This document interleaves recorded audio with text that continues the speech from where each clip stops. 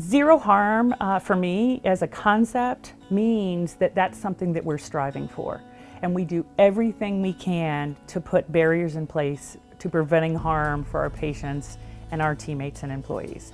And while it seems like an unrealistic goal, we absolutely can do things to put this in place. We know nationally, right, that patient errors are still one of the top reasons that patients die within hospitals. So we know it's happening. Even when we provide the best care in the world, it still happens. So I think it's really important that we're open and honest with each other. Certainly we take a very structured approach to each of our quality improvement initiatives and really bringing in the right stakeholders from the beginning. We have senior leader support, obviously, this with Marian and our other senior leaders who really put quality at the center of everything that we're doing and patient safety. Very excited when I came about 4 years ago. That rich culture is something that you don't see very often in organizations, so I was very excited to see that. So I knew when we were going to embark on this safety journey that it was going to be probably a little easier than I had in the past just because of that rich culture. When we do our root cause analysis when something happens, so those are always tough conversations, right?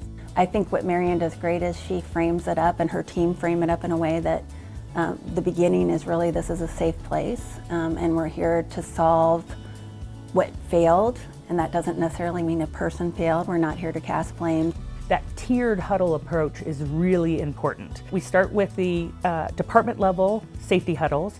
That goes up to that hospital level, and then we move that up into our system safety huddle. So we hold those with our executives and our presidents and chief nurses of all of the hospitals and other areas, and we're able to hear what's going on as a system. Marian is a boss with high standards, but she's very compassionate. She sets an expectation and certainly gives you a sense of what that endpoint looks like. But does leave it to you to say, all right, well, how do we get there? Who do we need to involve? How can I do my best work to get this done? I think from day one, just her being very honest and direct with us is refreshing because we can have a very honest, direct conversation. To have that leader who's saying safety is not only is important, but this is our mission. This is why we're here. And so as quality people, we're like, yes, this person gets us. Quality's tough. Being a quality leader's tough. You have to sort of shed your title, you have to shed your background. So for her, she can't always be the RN in the seat. She's really there for the patient. It's not a talent that everybody has, but Marian has that talent. And then the other thing she has that I just adore about her, one of my favorite leadership sayings is we have to tell ourselves the truth, right? And sometimes the truth is hard to hear. Marian holds us to that.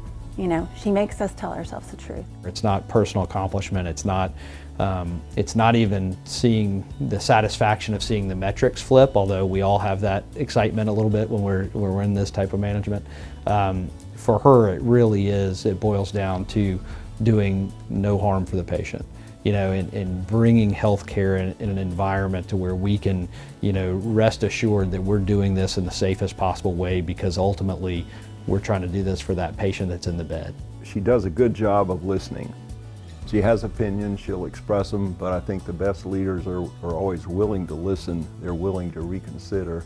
And I think one of the things in our culture is we try to approach problem solving with curiosity, with thoughtfulness. She doesn't mind bucking a little bit of the flow and saying, wait a minute, that doesn't seem right, So, and I think we listen to her and she listens to us. Again, it's so interesting, the change that's happened. It's moving mountains. I mean, it is really a culture shift that she's pushing within Roper St. Francis. And so, I don't think there's anybody more deserving.